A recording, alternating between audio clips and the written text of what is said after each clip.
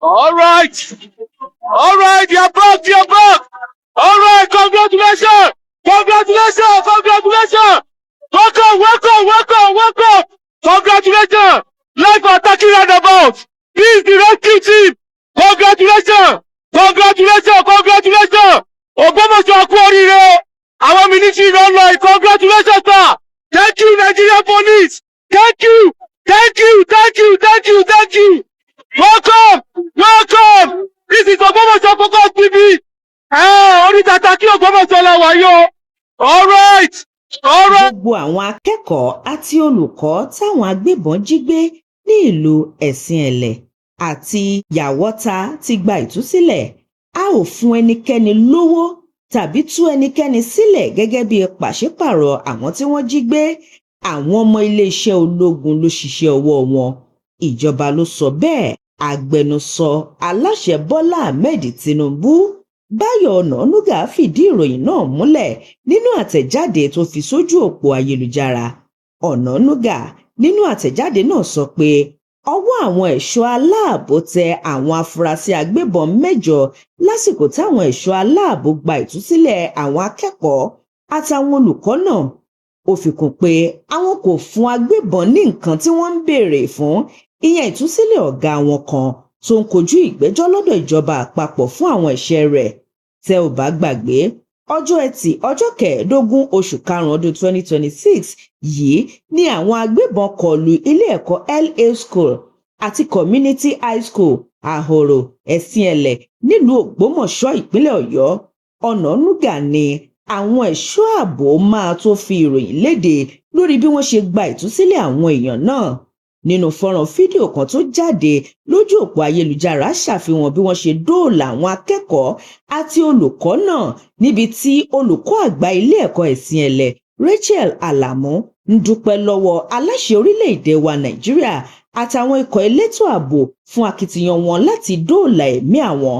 Ó ní àwọn dúpẹ́ lọ́wọ́ aláṣẹ nítorí àwọn mọrírì bó ṣe mú ààbò àwọn ní òkúnkúndùn.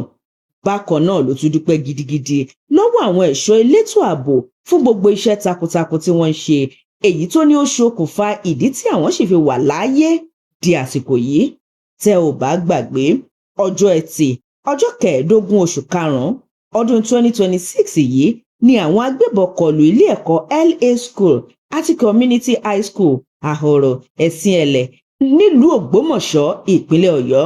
Àwọn agbébọn náà pa olùkọ́ kan léyìí tí wọ́n tún jí olórí ilé ẹ̀kọ́, àwọn akẹ́kọ̀ọ́ àtàwọn olùkọ́ tí iye wọn jẹ́ 54 lọ níbi ìkọlù náà. Lẹ́yìn náà ni àwọn agbébọn tún gbé fọ́nrán fídíò kan jáde níbi tí wọ́n ti ṣàfihàn bí wọ́n ṣe gbẹ̀mí lẹ́nu olùkọ́ míì lára àwọn tí wọ́n jí gbé, tẹ́lẹ̀ yìí sì bani lọ́kàn jẹ́ púpọ̀. Ṣùgbọ́n ní báyìí àwọn tó kù nínú wọn ti gba ìtúsílẹ̀ láyọ̀ àtàlàáfíà. Ẹ̀kúnrẹ́rẹ́ ìròyìn náà ń bọ̀ láìpẹ́. Ẹ máa bá wa ká lọ. Hello, sir. Our father, we are grateful. The president, sir, we are grateful.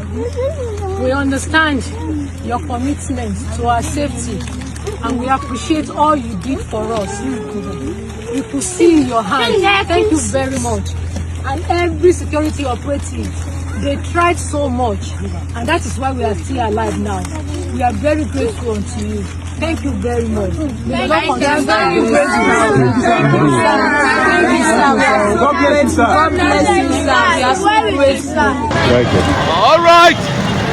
All right. You're back. You're back. All right. Congratulations. Congratulations. Congratulations. Welcome. Welcome. Welcome. Welcome. Congratulations. Life attacking roundabout. This is the rescue team. Congratulations. Congratulations. Congratulations. Ogbomoso kú oríire. Our military don't like. Congratulations, sir.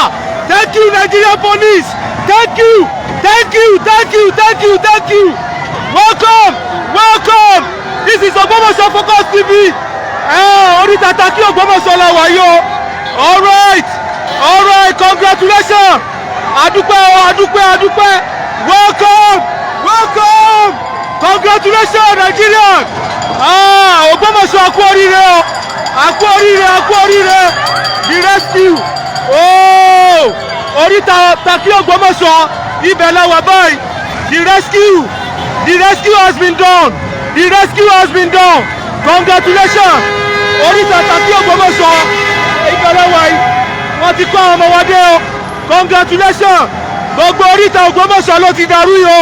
Àwọn èèyàn wa ń dunnú tó ń yọ̀ nígbà tí wọ́n rí rescue team tó kọjá lọ sìn tí wọ́n ń bọ̀ láti oríṣiríṣi náà là ń rí ní oríta Takí.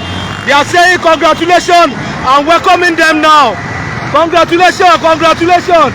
That's just their bus that just passed now. Oríta Takí Ògbómọ̀ṣọ́ ibẹ̀ náà ti kí àwọn military tó ń bọ̀ láti operation. We're just getting them now. A kú oríire nílùú Ògbómọ̀ṣọ́. A kí bàbá wa kábíyèsí ọba Ghandi Afọlábí Ọláoyè. A kú oríire o. A kú oríire ìrìn àjò tẹ́ ẹ ṣe lọ sí ọ̀dọ̀ IG nìbàdàn nílùú Àbújá ó ti ṣe sóréré o. We are saying congratulations to everybody. Congratulations, congratulations. Inú àwọn Ògbómọ̀ṣọ́ dùn lálẹ́ yìí o. We are really happy. Ogbomoso can now sleep now. We can sleep properly. Congratulations.